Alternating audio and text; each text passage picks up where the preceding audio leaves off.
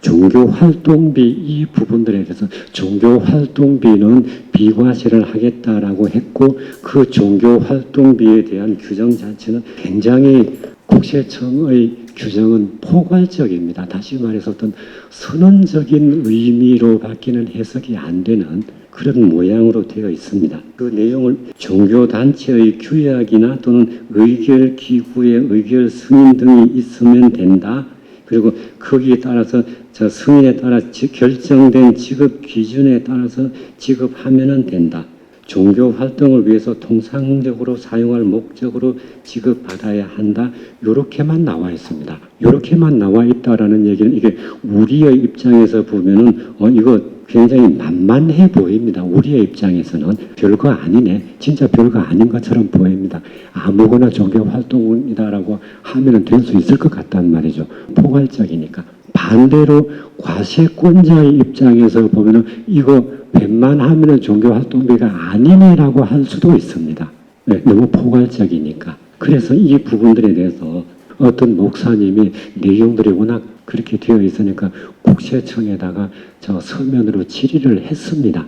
이게 무슨 얘기냐라고 했더니 국세청에서 답을 하는 게 종교활동비의 정의, 결정, 사용처, 관리, 증빙 등에 관한 기준을 교회의 정관이나 재정규칙에서 정해야 한다. 그리고 그 정해진 것은 공동의회 승인을 받아라. 이렇게 되어 있다라는 얘기입니다. 그렇다라는 얘기는 이렇게라도 정의가 되어 있어야지만 된다. 그런 얘기거든요. 근데 지금 현실적으로 보면 이런 거 없이 그냥 지급되는 경우도 아직은 많이 있습니다. 그 많이 있다라는 얘기는 그냥 그래서 한 달에 500만 원씩 목사님 드리고 기준 없이 그냥 목사님 드리고 목사님이 알아서 가장 유용하다고 생각되는 목회 활동에 쓰십시오라고 해서 줬어요.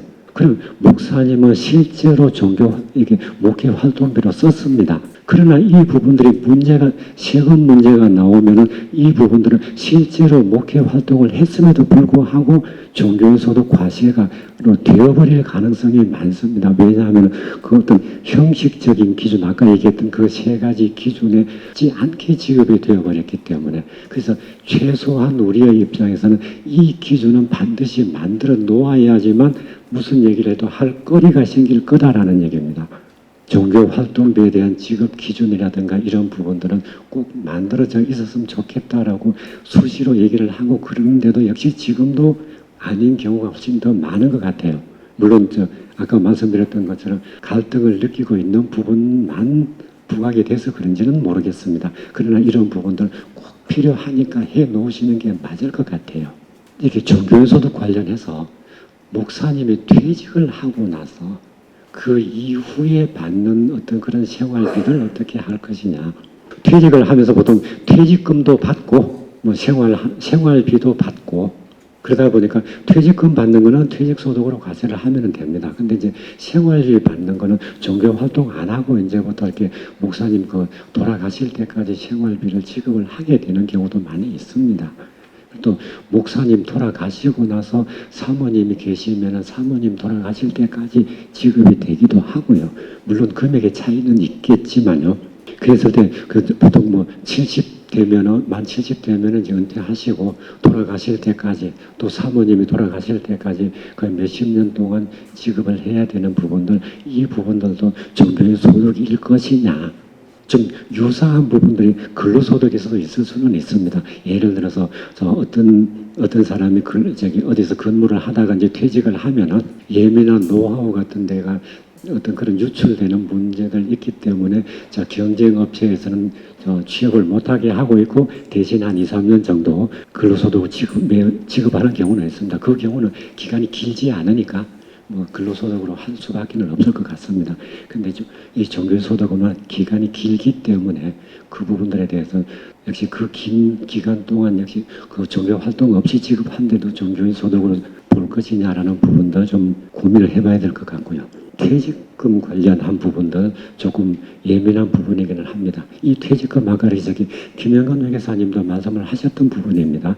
이게 어떤 경우냐면 2018년도 이전에 목회를 시작하고 이전에 퇴직을 하신 분들은 전혀 문제가 없습니다. 그게요. 그 과세를 안 하면 되니까. 또 2018년 1월 1일 이후에 목회 시작을 해서 이후에 퇴직하는 사람도 문제는 없습니다. 다 과세하면 되니까요. 근데 문제는 이제 그 2018년 이전에 목회 활동을 하시고 2018년 이후에 퇴직을 하시면은 비과세이던 그 시절도 있고 과세되던 시절도 있고 해서 뒤섞여 있으니까 이거를 갈라가지고 2018년 이후 것만 과세를 해야 되는 게 맞을 것 같은데 지금 그렇게 안 하고 있다는 얘기거든요. 그래서 이제 이 부분들 보면 공무원들 같은 경우도 2002년 1월 1일 이전에는 그 퇴직을 비과세였습니다. 그렇다고 과세로 돌아서면서 이제 중간에 걸쳐 있는 사람은 어떻게 할 것인가. 2002년 1월 1일을 과세 기준일로 정해서 그 이후에 정립된 것만 과세가 되도록 제도적으로 만들어 놨었습니다. 이제 과세 기준을 정해놓고 그 계산하는 방법 정해놓고 그것처럼 역시 종교인 소득에 대해서도 2018년 이전에는 비과세였다 그 이후에 과세로 돌아섰으니까 과세 기준일 개념을 2018년 1월 1일로 과세 기준일 개념을 도입을 해서 그대로 정리를 하는 게 맞지 않겠느냐 그런 얘기로 정리가 되는 게 맞고 그 부분들 그렇게 정리를 하려고 작년 재작년에 많이 노력을 했었는데 워낙 저기 사회단체들에 대한 어떤 여론들이 안 좋아가지고 결국 진행을 못 하다가 지금 미결로 남아있는 부분입니다. 이 부분 많이 해결돼야 할 것 같고요.